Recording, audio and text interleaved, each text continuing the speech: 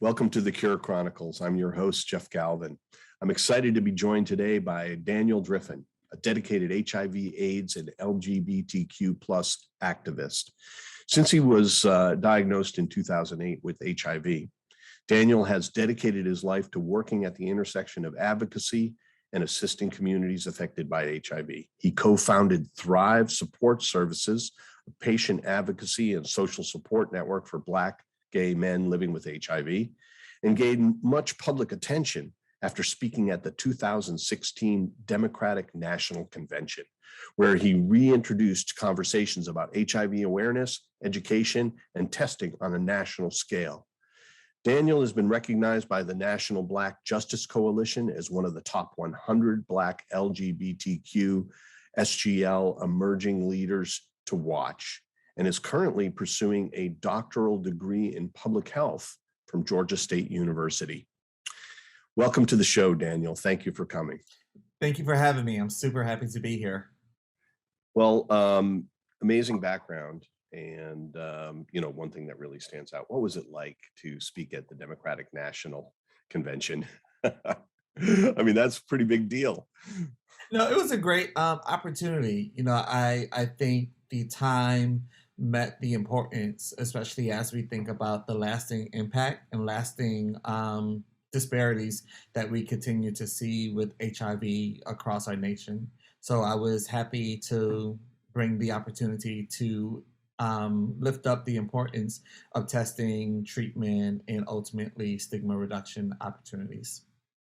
Yeah, it's remarkable, really, how HIV has kind of fallen out of the public consciousness. And of course, COVID pushed it down even more.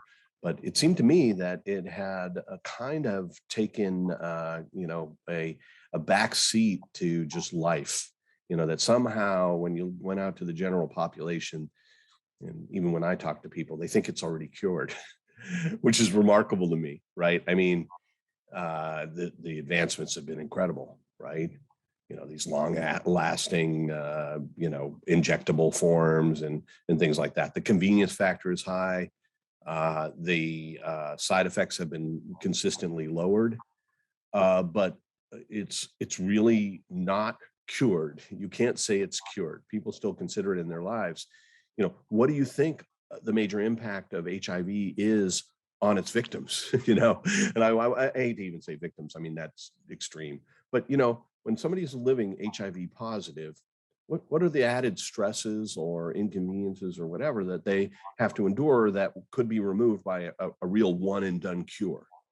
Yeah, that's a great question, Jeff. And I love even within your question, you went back and found better language, right? Because I think even as we have seen the progression of modern medication, it provides additional space for folks to thrive and truly tap into like an improved quality of life, So I think language is always important. Yeah. I think continuing on in the question, a one and done again taps into that quality of life. I think it is the ultimate stigma removal, especially as people living with HIV or those individuals who are most vulnerable to HIV. Because I think we see, taking medication and staying in care once you find the best doctor, the best medical team, care can be achieved, right? It's the things that create the entire health. So those things like between you and I, we call them structural determinants of health. So how important housing plays into being healthy, how important mental health plays into being healthy, how important access to insurance and access to positive support structures. All of that truly builds in the person to be the healthiest that they can be.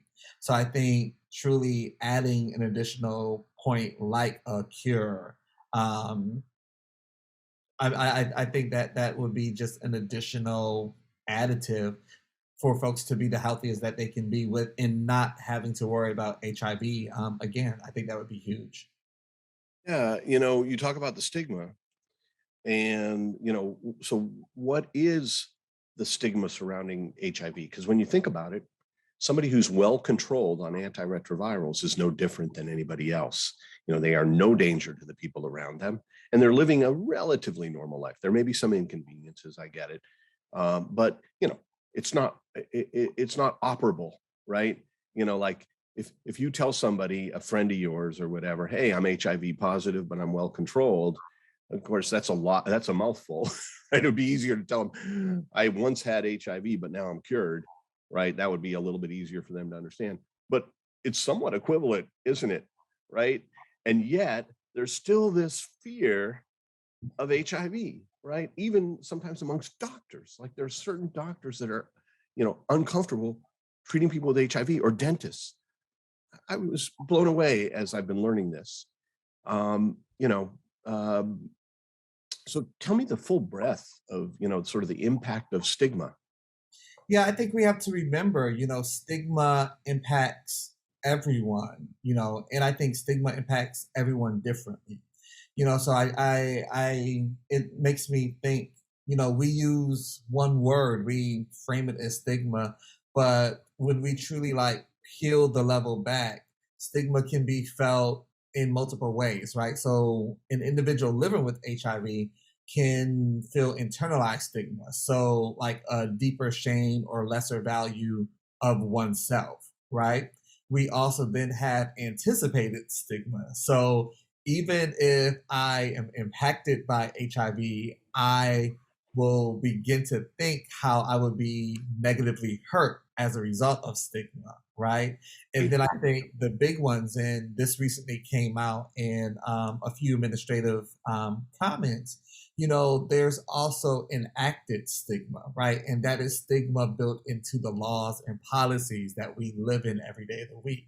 So that's like HIV criminalization, and the fact that more than 33 states across our nation still criminalize people living with HIV around like the intent or whether or not they disclose their status to someone, right? So like, so we have one word, a six-letter word, but these are huge concepts that we just do not talk about when we think about, stigma.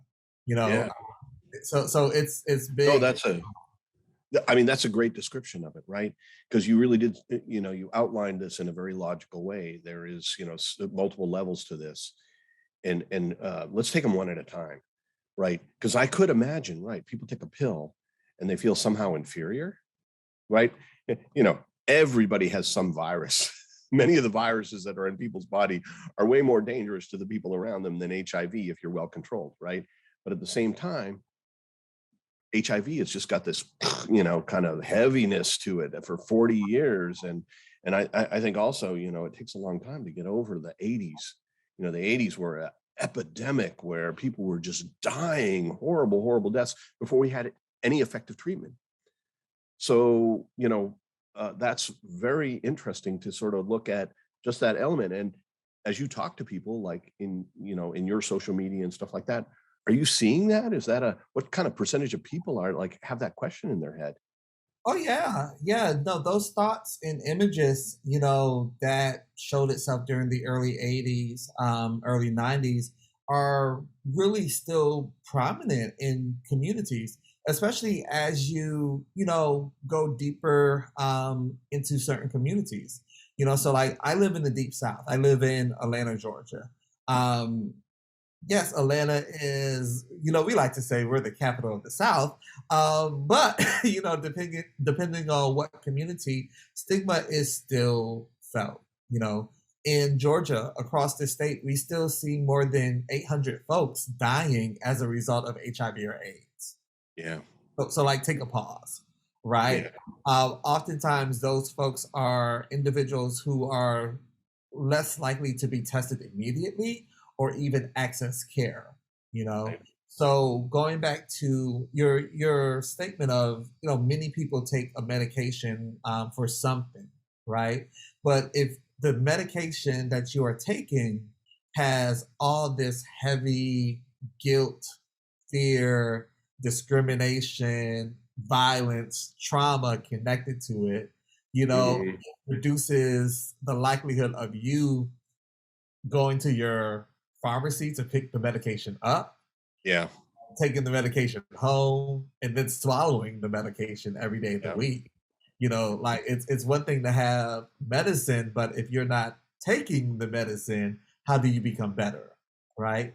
So again, like these are the multiple pieces. I think that as we are creating interventions and new techniques to keep our communities healthy, we may not always have these types of conversations, but community, the people who are vulnerable and the people who need something like this the most, they think about this all the time. They think about this in the middle of the night. They think about this when they're on the bus going to their doctor's office. And they're thinking about it as they're sitting, waiting to get their teeth cleaned at the dental office, knowing that, oh, at some point in time, I had to check that box on this eligibility form saying that I have HIV/AIDS, and now I have to explain it.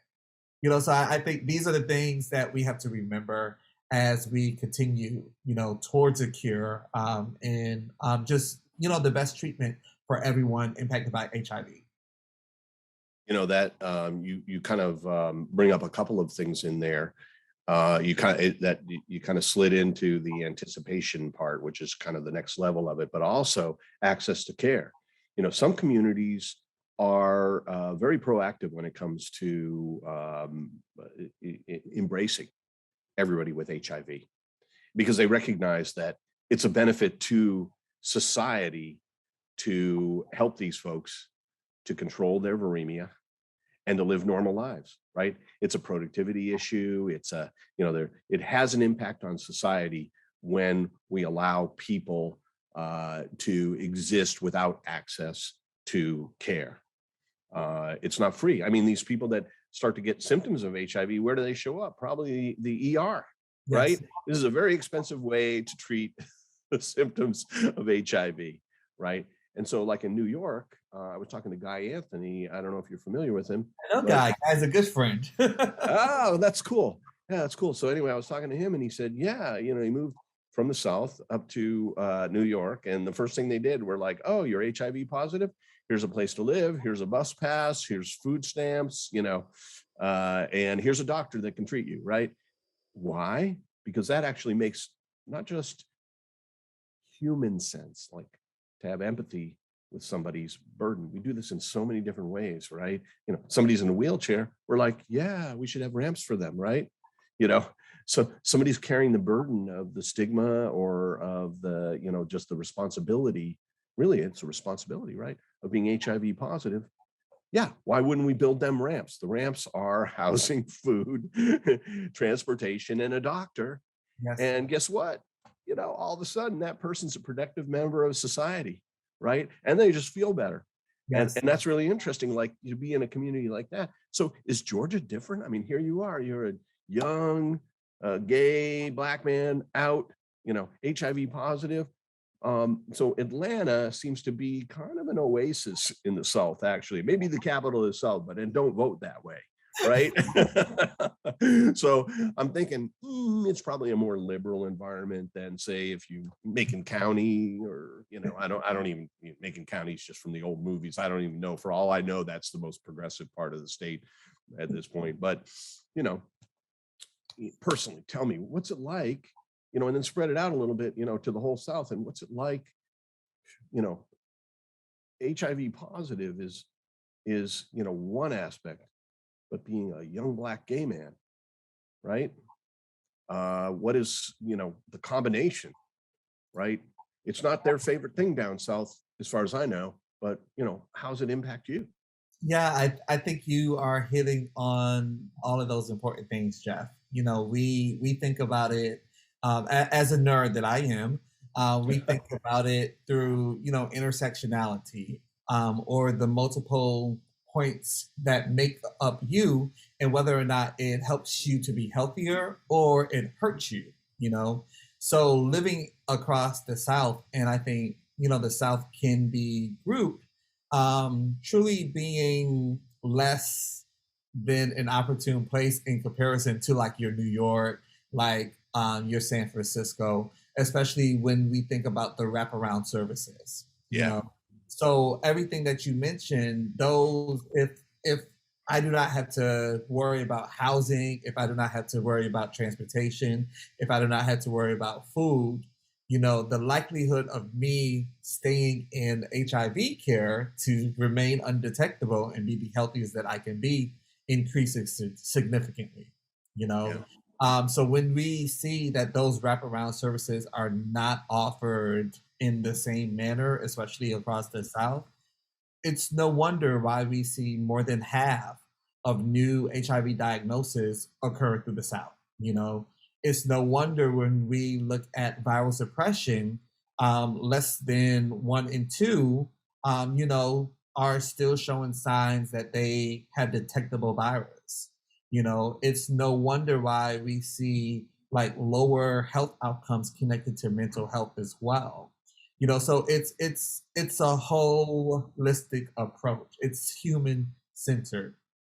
So we really cannot have a conversation of just about HIV. HIV is one of a handful of things, that creates health across community levels. So we really have to, think about what can we do, not only as folks living with HIV, advocates, finding the best cure and finding the best technologies for medication, but also, our larger community members. What can we all do to create a more safer, wholer environment for people to thrive? Yeah. I mean, that is really interesting to me as you're speaking about it. It's almost like the results of what's going on in the South validates the model in New York and California, right? What it says is that, yeah, you can do it better and cheaper and in a more human way altogether. It Yes. actually economically pays off, right?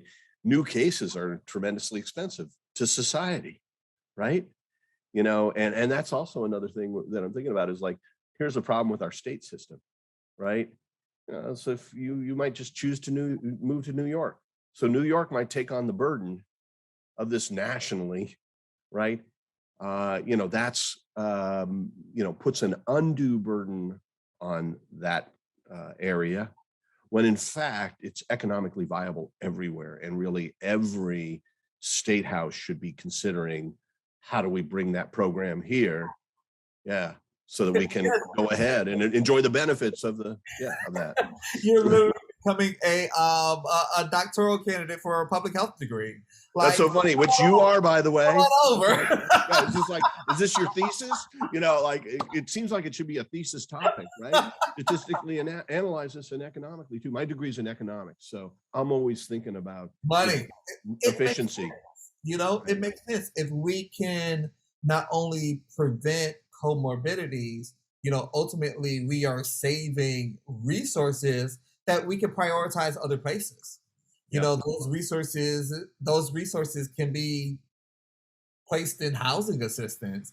Those resources can be placed in cure research, or additional support structures, to keep everyone in the community healthy and thriving. Yeah, you're right on, Jeff. Well, you're never going to find a bigger believer than me. And the reason being is, like, I support universal base income, right? Because look, HIV is just one thing that could keep you from being a good contributor to society, right? If we could establish sort of a baseline where you're going to survive, Absolutely. okay, you can be a good citizen. You can start contributing from there.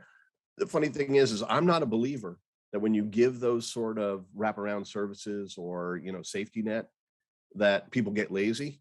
Sure, some do. And you can always find, the exception that proves the rule, right? If that's what you want to believe, right? But the reality is, if you put this in place, not only for HIV infected individuals, but for everybody within society, you get more economic activity. You get a better society. You eliminate a whole bunch of costs that are unaccounted for because they're not direct costs, right? Absolutely. Yeah, so it's no, I'm glad to hear that doctoral candidates are thinking this way, and I can't wait to read your thesis. I'm sure it's on something fascinating, and congratulations, by the way. Thank you. That's major accomplishment. Well, cool. And then there's active stigma. Okay, so what's that about, right? Like you said, the next level up is sort of an issue with, active stigma that, this is different than anticipated. It's different from self-imposed, because of your personal insecurities or whatever, which I think, you getting over that first one is probably at least within your control. And numerous people that I've talked to in the Cure Chronicles have literally found their way out of that thinking, okay, through various methods. So like, I don't know, do you know Rafe DeRazzi? No, I don't. I don't. No, I don't think so. We got one, these things take a little while to get out. So his isn't on the website yet, but Okay. you're definitely going to want to tune into that one because, he talks like you do, right? Okay. He's just, totally open about this stuff. And, he's found a way to say, it isn't going to dominate my life. I'm going to do what I want to do. Right. And that's a great attitude, but it's not, let's not underestimate how hard it is to get there. And how long? And how long? Yeah, yeah. But it's the right place to be. The right Sure. place to be is to recognize, that we are all equal, from a universal perspective. And you can call that religiously, God looks at us, or you can just say that within the universe, we're all the same speck of stardust, right? So any way you want to do it, right? There is no reason to feel lesser. We all deal with our own burdens. Absolutely. Right? Absolutely. Yeah. You want to see truly unhappy people? Just tune into any reality show, right? and you get a chance to see that stuff. And sometimes, I think that a lot of those reality shows are so that you can feel better, right? Like the average person can feel like, okay, I'm not really missing anything, right? I am equal with these crazies that come from all walks of life. Atlanta being one of them, right? Real Housewives of Atlanta. Yeah. I haven't watched reality. The question was about enacted stick. Yeah, let's get back to the subject here. Okay. So thinking about enacted stigma, so again, enacted stigma is truly the policies, laws, procedures that are in place that govern our everyday living, So here at home, there's more than, I think there's, the last time I looked, there's 33 states, that still have some negative law on the books around living with HIV. So, like an individual, if they are not disclosing their HIV status, they could be prosecuted. They can be sent to jail. They could be fined upwards of 20,000+ and let's say they win all of those things. Let's say they get out of jail, they could still be labeled as a sexual offender for the rest of their life. Many of these laws were rooted in the really, really earliest days, back in the 80s and 90s when we didn't have modern technology, when we didn't have modern medication to keep people undetectable, and we know that now once someone is undetectable, they are untransmittable, so they cannot transmit the virus to their sexual partners, so we're really just for anyone, right? That's the point, is that casual contact, impossible for them to make any difference in that, the people around them in their lives. Yeah, absolutely. So we're really just asking our elected officials, we're asking, our district attorneys, we're asking folks throughout the process of governing the laws and procedures that we live by, to remove these HIV criminalization laws. Like HIV should not be criminalized. We do not criminalize individuals with a code. We do not criminalize individuals, living with other health states. So why are we criminalizing individuals living with HIV? Right. It's incredibly ironic when those same states are encouraging people with COVID that can be deadly to go out without, people to go out without masks. and not get vaccinated, right? You No, said it. this is Look, just, you yeah, said it. Okay. it is ironic. And, if we had a different Supreme Court, I'd be like, it's unconstitutional too, but I'm sure they'd find it constitutional if it gets up there. So, yeah. Okay, you know a little bit about my politics now, so my apologies for introducing that. Well, yeah, that's really interesting. Now, criminalization is one issue. But what about, just sort of like circulating in society too? Like, okay, so somebody might recognize you from your blog walking down the street. They hopefully run up to you and go, "Thank you for all that great information. It's really helped me in my life and to deal with, my situation." Um, it might not be that way. Two, that person might be, consumed with fear and full of prejudice. Um, you see that too? Is that an active form of the stigma that Yeah. impacts people's lives? Oh yeah, yeah, certainly. And I think that is getting you back towards like that anticipated stigma.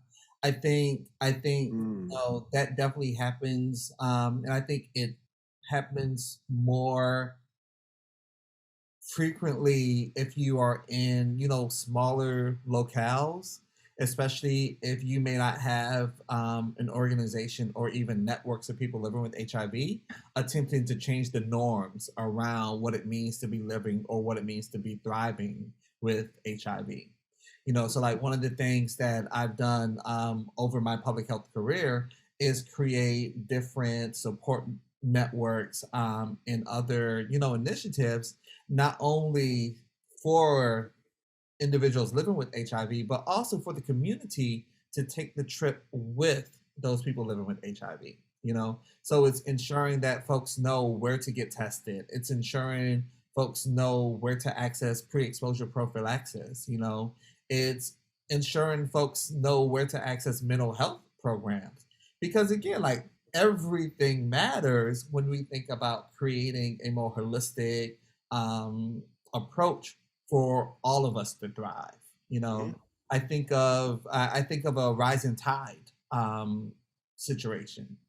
Oh, When the absolutely. tide rises, it doesn't only moves the small ships; it moves up the large ships as well. Right. So if we can create a more safer, wholer community, everyone will thrive.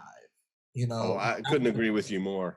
Yeah. This is why, I've probably said this before in the Cure Chronicles or somewhere, but this is why humans dominate the planet, is our ability to collaborate and lift each other up and to create that rising tide that you're talking about, because no other animals can do it, because no other animals have the ability to go ahead and create an abstract idea that touches the logic and also the emotions of people, and then big groups can move mountains, right? And everybody benefits from it. Every big positive thing that has happened in society takes a group of people to do it. And so you are absolutely right that this sort of embracing everybody in society, and for everybody to sort of uh, kind of recreate or refine our trust in one another as Americans, right? Yes. And as global citizens, right?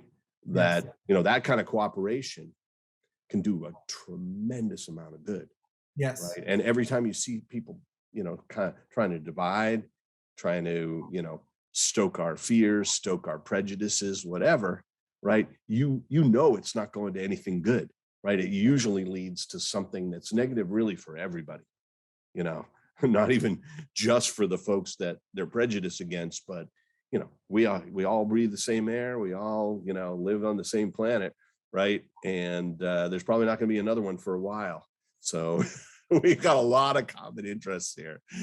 So yeah, okay, well that's a really interesting sort of spectrum that you talk about in that. Now there's another aspect, because it's not just Black people that have AIDS, right? And it's not just gay people that have AIDS, right? But you're Black and you're gay, and I think what a lot of people don't realize, and maybe you can fill us in on the actual numbers here, but although Blacks are only, are less than 20% of the population, they're suffering more than 40% of the HIV, right? And I actually think, what's interesting about this is here comes the stigma again. Somebody could be listening to this and go, oh, well, there's a reason for that, right? No, I mean, there's always a reason for everything, but it's not the reason they're thinking. The reason is probably access to care. It's probably trust in the healthcare system. It's probably what's that? I can go home. Yes. Yes. Is that true? Oh, yeah. Yeah. So we get to a certain point, doesn't mean that, the individuals were wrong. It just means that the conditions were wrong. Right. Okay. So, we have to somehow focus on that community to just bring them back to, average at least, right? To full, participation, full options to produce, and to reach their full potential and to help raise that tide, Yeah. What you're specifically talking about? We have a fancy word for everything. So what you're specifically talking about, Jeff, is called syndemics. So there's multiple layering levels of oppression or systematic unjust behavior that disadvantages certain populations, right? So when you think about the impact of, like you said, not having a doctor office to go to in your neighborhood, okay, having to catch the bus an hour and a half from your house to see your physician, not having food to eat with the medication that you had to take. Also, not being in a place where you see other people living with HIV safely and openly. All of these things truly create the perfect environment for everyone to be unhealthy. Perfect storm, so to speak. Yeah. Yes. And again, like going back to those intersections, so like being a young person, being a young Black person, being also gay, having not potentially having, a stable place to live, those things places folks greatest at risk or in the front of the line, for an HIV diagnosis. It's not sexual proclivities or, individuals having multiple sex partners. Like when we control for that, infection still doesn't make sense. This past, because I read too much, this past month, the CDC published a report on social determinants of health. And they showed if we provided health access, so health insurance, to young gay men who also are Black, we could avert or we could stop 46 infections. Pause. Okay, pause. So if we could stop 46 infections in every city across the South, we literally will be able to see the end of, like, definition-wise, an epidemic. Okay. Yeah. Especially across this community. Yeah, that's interesting that the CDC came out with that report recently. So Bob Redfield is a friend of mine. Mm-hmm. He's, was director of the CDC under Trump.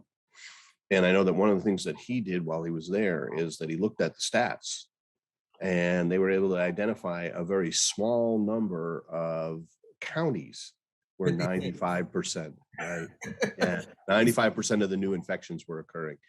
And all he was saying is that if we could focus on them and figure out what they need, we could stop the epidemic just that way. Absolutely. Right? That's amazing. And what they need is the New York plan or the San Francisco plan, right? I think that we could get to that later. But then, when you add up the cost of that, again, it's a mere fraction of the destruction, and that not taking care of it results in, right? Absolutely. So yeah, but that's good. So the CDC is staying on that. I know that, Bob is a deeply spiritual guy, and cares about every life. It's very, of course, he's you know um, worked for the Trump administration, and he is a Republican, but he really is a humanist at his core. That's one of the reasons that I like him so much. But it's tough. It's tough in this environment to get things done. And even though it made it to a speech, I've always wondered, what came after that. Have you seen any activity from the CDC where they're starting to implement any of that stuff? Are they? What else are you aware of that's going on there? Yeah, so that is actually one of the cornerstones of our prevention and treatment program. So it's known as the Ending the HIV Epidemic plan. And over the next 10 years, different phases will come online at different points of time. But again, it truly is geared to reduce the number of infections across a 56 counties, okay? And six rural states, Puerto Rico and DC, to reduce HIV. And relatively within the next 10 years, by 2030, we should see more than a 90% reduction of HIV diagnosis. Again, like we're talking about now, it's connected to access to testing. It's connected to ensuring people living with HIV are on their medication and staying on their medication to be undetectable. It's ensuring that we have the best options for pre-exposure prophylaxis to those people who are indicated to use PrEP.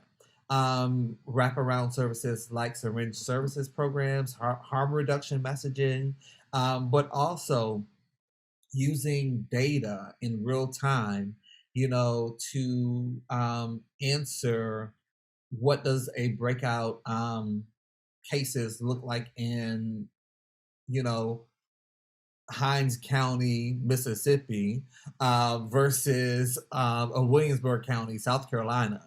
I think you said something really interesting. We if we take a New York plan and shop it around, you know, the New York plan may not be the best for Bibb County, Georgia, right? Mhm. However, if we sit down with people in Bibb County and listen to them, we can create a Bibb County plan that will be the best for them.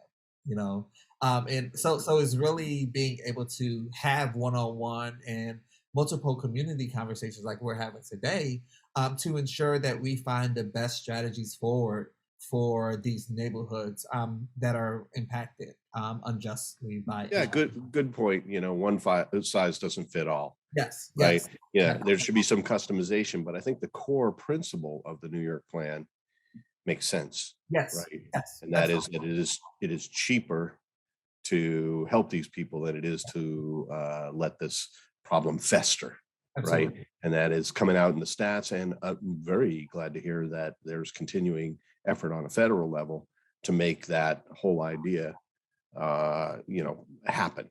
Yes, So, but another thing that occurred to me when you were talking about this, right? Because you said, "Wow, real-time data about outbreaks." Isn't that a privacy issue? And then you lump that together with stigma, right? Oh my gosh, like I don't even like telling people what religion I come from, even though I'm not religious, right? Because everybody has an opinion on everything these days. Unmoored in science, technology, or theology for that matter. But at the same time, they still have it. It's a gut reaction to stuff. How are we going to get people to just be, out, just open about it like you are? I mean, it's remarkable. You're sitting here smiling, and you look healthy and happy, and this is how everybody should have an opportunity for this. It's right in, what was it, Declaration of Independence, right? And so, the how do we, it's sort of a balance thing. Is this a really tricky situation, or is it like, yeah, no, Jeff, it'll handle itself if we just, if we build it, they will come, right? I don't know. What do you think? so I'm laughing because last week were finals for me, and I recently took a public health ethical course. So like ethics in real time. And I had to write an essay on making HIV data and privacy issues make sense ethically. So your question brings up my final. So I think some of the things that, we have to include is ensuring that there's multiple community stakeholders at the table leading the process, right? So oftentimes when we begin to have the conversation of data and security, the room does not look like people who look like me, right? The room is more, maybe the friends of your age, who are more entrenched in the science or more entrenched in, the epidemiology of it all. But I think everyone should be at the table. Yeah. I think we have to have a better communication on not only the importance of surveillance or specifically with health, being that these things do go to our health departments just like passively, right? But I think our health departments also have to take the trip, and leave from their locked doors and come back to the community and say, this is some of the data that we receive as a result of laboratory monitoring across the state. As a result of having this data, this is what we're allowed to do as we are creating planning documents, as we're identifying additional resources to keep folks healthy living with HIV, but also to keep folks negative in their communities. Hey, anything else you want to talk about before we wrap this up? This was really nice of you to spend this much time with me. Any other things on your mind you want to point out? Tell us, where we can find your blog and your website and all that stuff. Yeah, I say I hide in public. So I'm on Facebook, I'm on Twitter under my full name, Daniel Driffin. But I truly think these conversations must continue. I think as we continue to drive towards a world without HIV, all communities number one, all communities need that. I think all communities have to be able to lead culturally, towards that solution. So if any possible, if you are, as we continue to create solutions, ensure those people who will be using the products, who need the products the most, are there from the beginning. And I think that's the thing I would leave this afternoon with, for sure. Look, I appreciate that input. And I also appreciate that we got into a conversation that was broader than HIV. Absolutely. Because it doesn't matter whether it's a cure for cancer or the cure for HIV. And cure for cancer is something that we hope cure for HIV will be a stepping stone to. Yes. Right. But, we want to see the same thing for both of those. We want to see that the people who need it get it, and that their background or their, situations are not a limiting factor in terms of them getting access to these things.